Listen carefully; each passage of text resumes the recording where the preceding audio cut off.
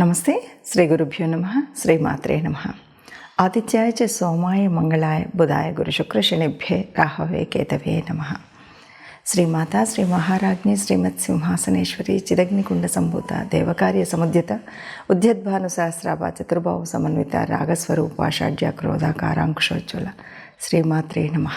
గోచార ఫలితాలు మనం చెప్పుకునేటప్పుడు నిజానికి దినఫలాలు చెప్పుకుంటాం, పక్షఫలాలు చెప్పుకుంటాం, వార ఫలాలు చెప్పుకుంటాం, పక్షఫలాలు చెప్పుకుంటూ ఉంటాం.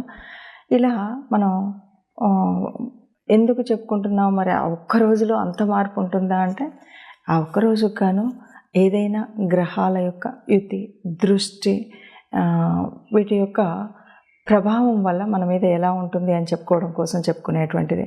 ఇవన్నీ మనం ఎందుకు చెప్పుకుంటున్నాం అంటే, ఉద్యోగ వ్యాపారాదులందు కానీ, లేదు మన యొక్క అదృష్ట దురదృష్టాలు, ఒక ప్రయాణం వల్ల కానీ, కుజుడి మార్పు, అనుకోకుండా రవితో కలవడం, ఇలాంటప్పుడు వచ్చేటువంటి కొంత చెడు ప్రభావం మన మీద ఏదైనా ఉంటుందా? లేదు చాలా మంచి జరిగేప్పుడు మనం ఏదైనా కొత్త విషయాలను ప్రారంభించడానికి వీటి కోసం చేసుకునేటువంటి ముందు తెలుసుకునేటువంటిది, ముందు జాగ్రత్త తీసుకునేటువంటి ప్రయత్నమే ఈ ప్రయత్నం. ఇట్లా మార్చి నెలలో మరి మార్చి 2024 గాను 1వ తారీఖు నుండి 15వ తారీఖు వరకు ఉండేటువంటి గ్రహస్థితి ఎలా ఉంది అని చెప్పుకుంటే, ముఖ్యంగా చెప్పుకోవాలి అంటే, ఈ గ్రహస్థితి మీ నెలలో ఇప్పటి వరకు ఏ గ్రహం లేదు, కానీ 7వ తారీఖు నుండి బుధుడు వచ్చి చేరుతాడు. ఎవరున్నారు ఇప్పటి వరకు మీ నెలలో అంటే రాహు ఉన్నాడు. రాహుతో బుధుడు చేరుతున్నాడు. కాబట్టి వచ్చేటువంటి పరిణామాల వల్ల కొంచెం ఆర్థికంగా వీటిలలో మనం ఏ రకమైనటువంటి ఎలా ఉండాలి అనేది తెలుసుకోవడం కోసమే. ఇక మేషంలో గురువు, కన్యలో కేతువు, మరి కుంభంలో శని, ఇక కుజుడు దాదాపు కుజుడి యొక్క మార్పు మనం చెప్పడానికి లేదు. ఎందుకు అంటే మకరంలోనే ఉంటాడు. కుంభంలోకి ఒకరోజు చివరి రోజు 15వ రోజు వరకు ఉన్నాడు. ఆ సాయంత్రం అంటే కుజుడు మనకి చివరి లాస్ట్ రోజు కుజుడు మార్పు. శుక్రుడు 7వ తారీఖు కుంభంలోకి వచ్చి చేరుతాడు. రవి కూడా చివరి రోజు మకరంలో నుండి కుంభంలోకి చేరేటువంటి పరిస్థితి. ఈ నెలలో మనకి అంటే ముఖ్యమైనటువంటివి ఏది చూడాలి అంటే, మొదటి పక్షంలో చూస్తే కనుక అమావాస్య మాత్రం ఉంది. అలాగే శివుడి యొక్క దినమైనటువంటి శివరాత్రి మనకు మొదటి పక్షంలో కనిపించేటువంటి మార్పులు చేర్పులు. ఇలా ఉన్నటువంటి గ్రహ పరిస్థితుల్లో మరి ద్వాదశ రాశుల వారికి ఎలా ఉంటుంది? ఒక్కొక్క రాశి వారికి ఆర్థికంగా, వ్యాపారపరంగా, లేదు ఉద్యోగపరంగా, సంతానపరంగా, వివాహపరంగా ఏ రకమైనటువంటి పరిస్థితులు ఉంటాయో చూద్దాం. తదుపరి రాశి మిథున రాశి. మిథున రాశి వారికి చెప్పాలి అంటే, బుధుడు నీచ పొందుతున్నాడు. కాబట్టి బుధుడు అనగానే మనకు ఆర్థిక వ్యవస్థ, ఆలోచన వ్యవస్థ, ఇవన్నీ మనకు లింక్. కాబట్టి ఆర్థికంగా మనం ఎవరి దగ్గరైనా ఎక్కడైనా డబ్బులు పెట్టాలన్నా, డబ్బులు ఖర్చు పెట్టాలన్నా, లేకపోతే డబ్బులు ఎవరికైనా అప్పు ఇవ్వాలన్నా, ఎక్కడైనా పెట్టుబడులు పెట్టాలన్నా చక్కగా ఆలోచించి చేయవలసినటువంటి పని. అలాగే ఎవరితో మాట్లాడేటప్పుడు కానీ, ఎవరికైనా మధ్యవర్తిత్వం చేస్తూ సంతకాలు పెట్టడం కానీ ఇవి చేయకూడనటువంటి పరిస్థితి. ఇక 15 తర్వాత కొన్ని నిర్ణయాలు అయితే తీసుకునేటప్పుడు జాగ్రత్తగా ఉండాలి. అట్లాగే 4లో మనకు కేతువు కనిపిస్తాడు. 4లో కేతువు అంటే ఇది గృహస్థానం, మాతృస్థానం. ఇలాంటి స్థానంలో కనుక కేతువు ఉన్నప్పుడు కొద్దిగా ఎలా ఉంటుందంటే, ముఖ్యంగా నరాల్లో వాటిలో బలహీనత, తల్లికి అనారోగ్యం, ఇలాంటివి కనిపిస్తాయి.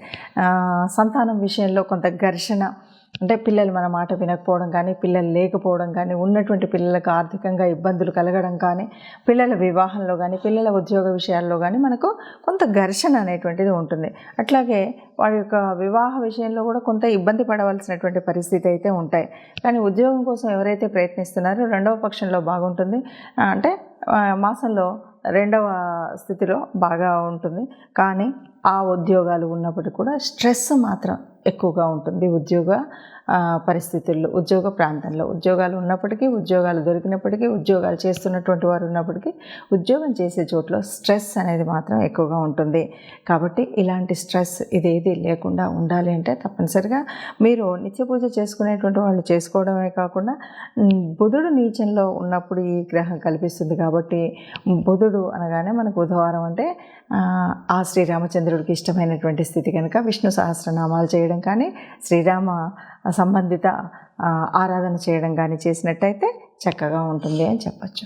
చూశారు కదా, మరి ఇప్పటి వరకు ఉన్నటువంటి గ్రహస్థితి ఇలా ఉంది కాబట్టి మరి మనం ఇలా ఉన్నటువంటి గ్రహస్థితిలో ఏదైనా పరిహారాలు చేసుకోవాలి అంటే ఏం చేయాలి దీనివల్ల? ఎందుకంటే దాదాపుగా మనం చెప్పాలి అంటే ఒక మాట చెప్పొచ్చు, ఎప్పుడూ కూడా ఈ గ్రహాల యొక్క ప్రభావం మన మీద ఎలా ఉంటుంది అంటే సహజంగా మన పూర్వపుణ్య ఫలితంగానే ఈ గ్రహాల యొక్క పరిస్థితి అంటే గోచారరీత్యా మారుతున్న జన్మజాతకంలో ఉన్నటువంటి గ్రహాలు కానీ ఇప్పుడు మనకు అంటే ఏళ్ళనాటి శని, అర్ధాష్టమ శని, ఇవన్నీ అష్టమ శని ఇవన్నీ కనిపిస్తూ ఉంటాయి కదా. ఇవన్నీ ఎందుకు ఉంటాయి ఏమిటి అంటే ముఖ్యంగా మనకు మన యొక్క కర్మఫలం వల్ల. ఇప్పుడు మరి ఈ మాసంలో ఈ ఉన్నటువంటి ఫలితాలు ఈ ప్రభావం నుండి ఎలా తట్టుకోవాలంటే ముఖ్యంగా మనం చేయవలసినటువంటి పరిహారాలు ఏవైనా ఉన్నాయా అంటే అన్నింటికీ మించినటువంటి పరిహారం ఒక్కటి, నిత్య దేవత ఆరాధన మరవకుండా చేయడం. ఇక రెండవది మనకున్నటువంటి రాహు కేతు, ఈ రెండు గ్రహాలు కూడా కొంత ఇబ్బందిని కలిగించేటువంటివి. వాటితో వచ్చినటువంటి ముఖ్యంగా మనకు రాహుతో బుధుడు కలవడం వల్ల వచ్చినటువంటి పరిస్థితి ఏమిటి అంటే బుధుడు అంటేనే మన యొక్క తెలివితేటలను ఎక్కడ ఎప్పుడు ఉపయోగించాలి అని ఆ ఉపయోగించే విధంగా మనకు మార్గదర్శనం అవుతుంది. అలాంటప్పుడు కొద్దిగా తీసుకునే నిర్ణయంలో అటు ఇటు ఉన్నప్పుడు కొన్ని ఇబ్బందులు కలుగుతాయి. ఆ ఇబ్బందులు కలగకుండా ఉండాలి అంటే సక్రమమైన నిర్ణయం తీసుకోవాలంటే, ఎందుకంటే పెట్టుబడులు పెడతాం, ఈ పెట్టుబడులు కనుక సరిగ్గా పెట్టకపోయినట్టయితే తీవ్రమైనటువంటి ఆర్థిక నష్టం వచ్చేటువంటి పరిస్థితి ఉంటుంది. కాబట్టి అలా రాకుండా ఉండాలి అంటే తప్పనిసరిగా రాహు కేతువుల యొక్క, ఎందుకంటే బుధుడి యొక్క స్వక్షేత్రంలో కేతువు ఉన్నాడు, బుధుడు ఇప్పుడు ఎక్కడున్నాడో అక్కడ రాహు ఉన్నాడు. ఈ రాహు కేతువుల మధ్యలో నలిగిపోయేటువంటి పరిస్థితి రాకుండా ఉండాలి అంటే తప్పనిసరిగా రాహు కేతువుల ఆరాధన చేయవలసినటువంటి పరిస్థితి దాదాపు ఈ 15 రోజులు అందరూ చేస్తే మంచిది. ఎందుకంటే బుధుడు అనేవాడు అందరికీ ఏదో ఒక చోట బుధుడు ఉంటాడు. కాబట్టి బుధుడు అనేటువంటి వాడు వ్యాపారానికి, మాట తీరుకు, ఒక ఆలోచన పద్ధతికి ఉంటాడు. కాబట్టి ఈ పరిస్థితిని మనము రాహుకేతువులకి దీపారాధన కానీ, రాహుకేతువుల జపం చేసుకోవడం కానీ, మంత్రం ఉచ్చరించడం కానీ చేస్తే మంచిది.